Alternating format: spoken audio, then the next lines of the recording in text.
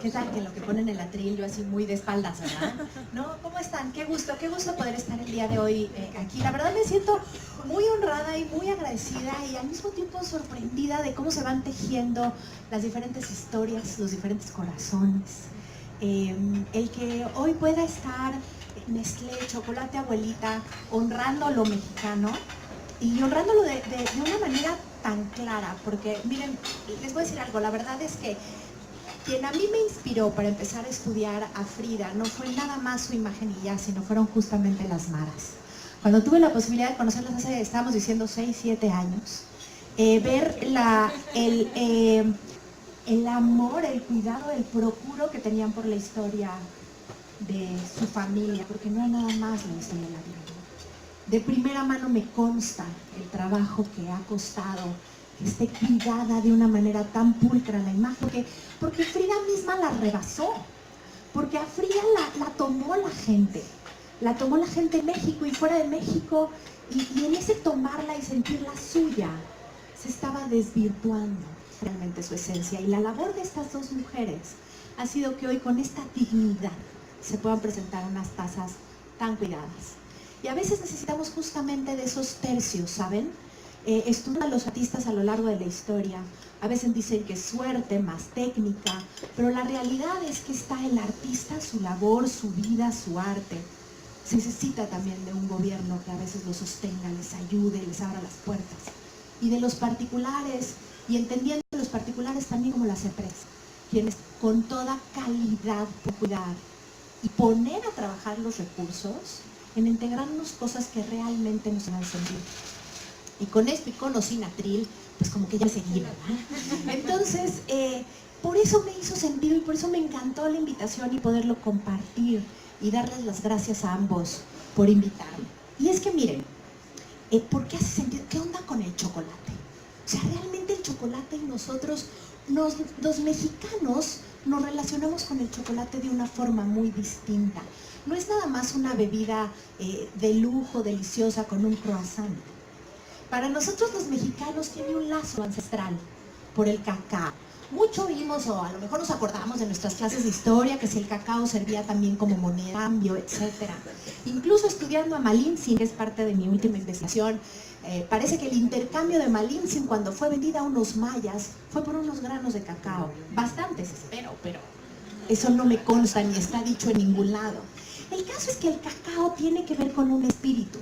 El chocolate en su manera y en su raíz ancestral era reconocido no solamente como una fuente y un intercambio, sino era reconocido por su espíritu.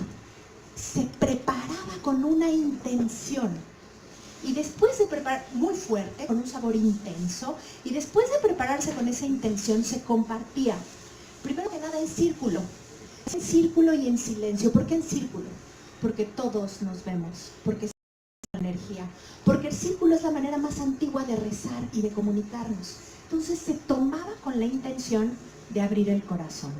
Se esperaban a que se sintiera la medicina del cacao entrar en el corriente sanguíneo y de ahí en el corazón. Pum, pum, pum, pum. Por algo también las mamás cuando son niños no les des mucho chocolate, ¿verdad? Porque se aceleran los niños. Pero de manera ancestral, en serio, y con esta intención, se lograba, era abrir el corazón. Y la palabra que sale del corazón, ¿cómo sale? Elevada, alineada, bonita, sagrada.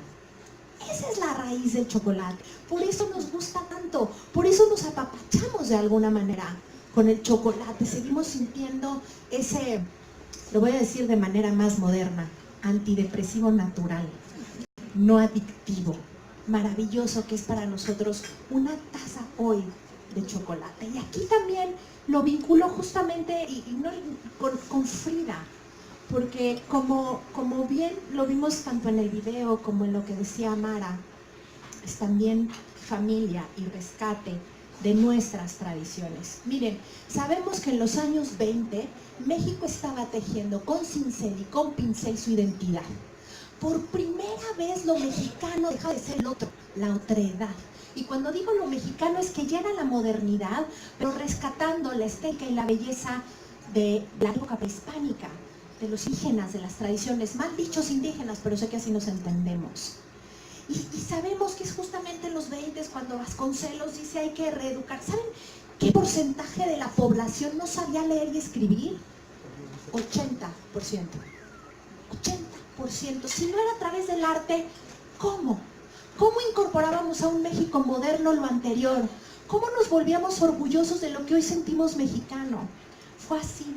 Pero si bien estamos hablando de esa parte y esa decisión, porque además no se crean que tenían un gran presupuesto, la verdad es que se requirieron de personajes honestos, valientes e íntegros que hicieran de México a sí mismas. Es decir, se necesitó personajes como Frida, donde México fue ella, fueron sus flores, sus colores, su olor, hacer lo propio.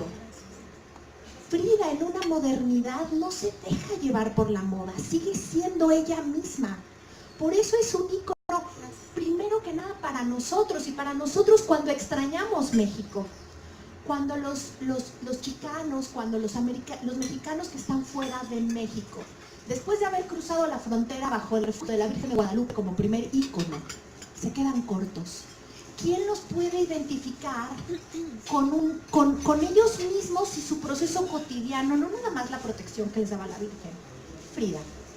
¿Saben por qué? Porque Frida comprendía bien. Ella lo decía así, yo no soy irrespetuosa, no eran los americanos, eran los gringos. Y es que el mexicano que no está aquí, ese mexicano que añora, sabe, que trabaja y come del recurso que se obtiene allá, pero no deja de ver las inconsistencias y de extrañar lo propio. Eso fue Frida para ellos. ¿Y cómo se conecta con las mujeres hoy entonces Frida? No solamente con eso que le dio un lugar tan relevante y que ha ido haciendo que su arte además cada día sea más respetado, más dignificado. No existe pintora, evidentemente latinoamericana, ni pintora que haya vendido el arte y que se valore el arte como se valora hoy el arte de Frida Kahlo. Pero es un ícono entonces así para ellos. Y también, perdón,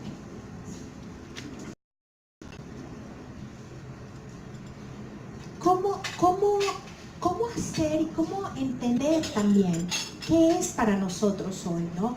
Y qué tiene que ver el fuego y la cocina con Frida, y cómo hacer también y entender otro pedacito más de por qué es relevante el tener hoy las tazas, la cocina, la mujer y las mexicanas. Sabemos que nuestra sociedad y nosotras hemos cambiado muchísimo. Yo estoy lejos de vivir como vivía mi mamá o tú de tu mamá. Mucho. Pero lo principal sigue siendo valioso y dónde estamos. ¿Saben por qué? Esto también pertenece, el libro que estoy escribiendo ahorita se llama Mexicanas al grito de paz. Y estoy recorriendo la historia de México, pero desde las mexicanas. Ahora sí que con cincel, tratando de buscar la información también.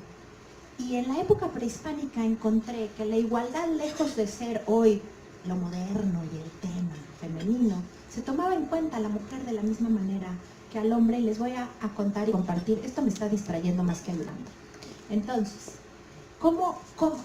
¿qué tenía que ver el fuego, la mujer y la importancia o la igualdad de la mujer como tal?